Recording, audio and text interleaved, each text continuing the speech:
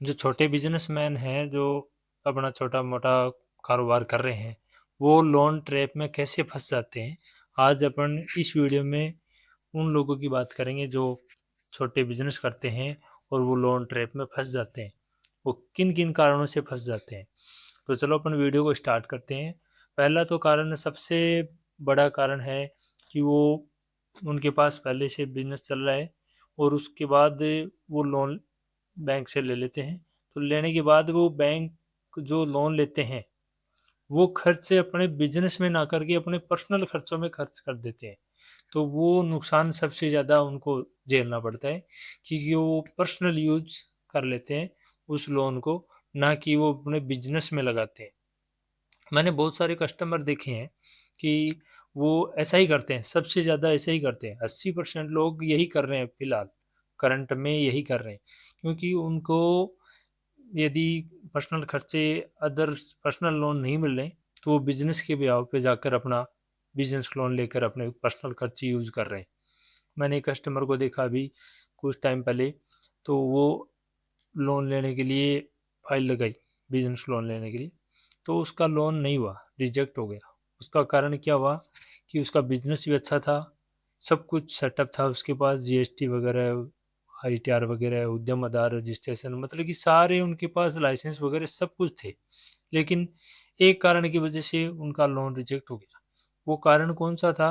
वो उनका कारण था एक क्रेडिट कार्ड का कुछ लेट पेमेंट था।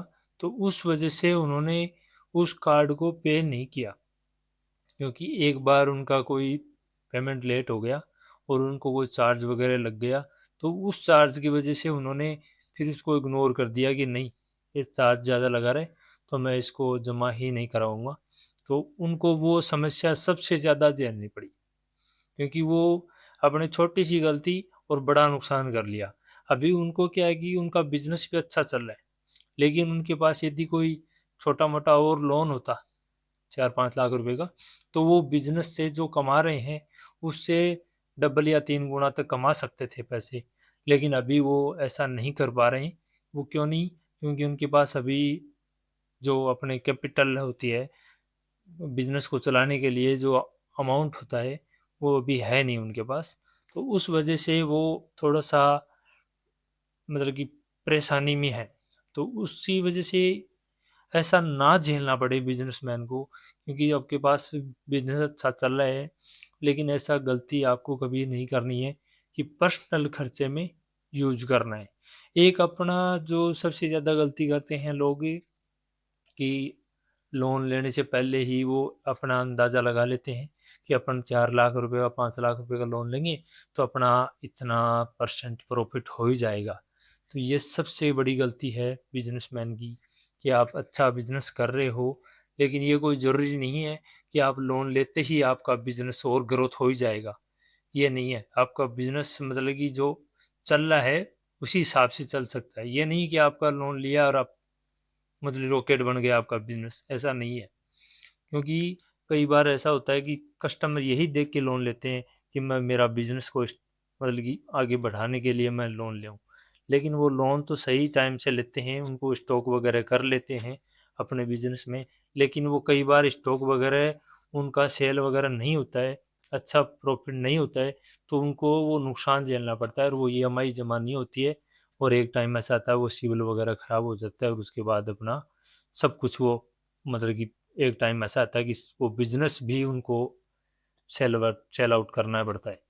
तो ऐसा नहीं करना है, इससे बचना है आपको, कि अपने को उतना ही लोन लेना है जितना अपने को जरूरत है, उतना ही लोन लेना चाहिए। ज़्यादा लोन लोगे तो सबसे ज़्यादा आपको ही नुकसान होगा इसमें।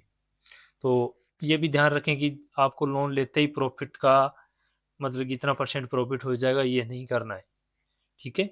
और इसमें एक पॉइंट और है, जो सबसे ज़्यादा कस्टमर गलती करते हैं, कि आपके नाम से लोन ले लिया और यूज कोई दूसरा कर रहा है।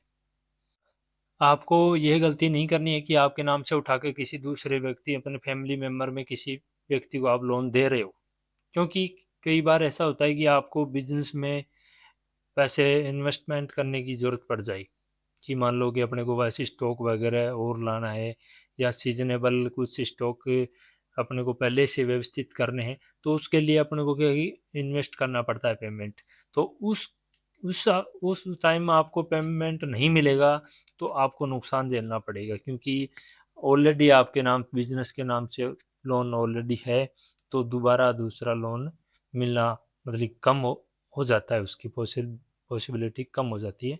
तो ये भी नहीं करनी है आपको गलती कि अपना बिजनेस को अपने परेशान करें, कहीं मतलब कि अपने उस लोन दिलाकर कहीं परेशानी में फंस जाएं, ये भी नहीं करना है। सबसे ज़्यादा ये 3-4 पॉइंट हैं, तो ये बहुत ज़्यादा गलती करते हैं। तो मैंने ये कवर किया है इसमें कि आपको ये गलती करने से बचना है। एक हम आपको जो बिजनेसमैन है वो मतलब लोन ट्रैप में ना फंसे, उसके लिए मैं एक दो पॉइंट बता देता हूँ कि मैंने फील्ड में बहुत देखे। तो ये मैं आपको बता देता हूँ कि एक तो मतलब कि किसी के देखा देख लोन नहीं लेना। मान लो अपने पड़ोस वाला बिजनेसमैन या दुकान कर रखी है, उसने लोन ले रहा है, तो अपन भी उस लोन ले ले, क्योंकि उनका अच्छा काम चल रहा है तो अपना भी अच्छा चलने लग जाएगा। ये कोई ज़रूरी नहीं है कि उनका अच्छा चल रहा है तो आपका भी अच्छा चलना शुरू हो जाएगा लोन लेते ही। बिल्कुल भी ये गलती आप मत करना कि वो लोन ले रहे हैं तो अपन भी लोन लेके और बिजनेस में ग्रोथ करने। आपको लग रहा है कि अपना बिजनेस ग्रोथ में हो रहा है, तब आप उसको इन्वेस्टमेंट कर सकते हैं, अन्यथा आपको ऐसी गलती नहीं करनी है। जैसे आप चल रहा है वैसे चलाओ।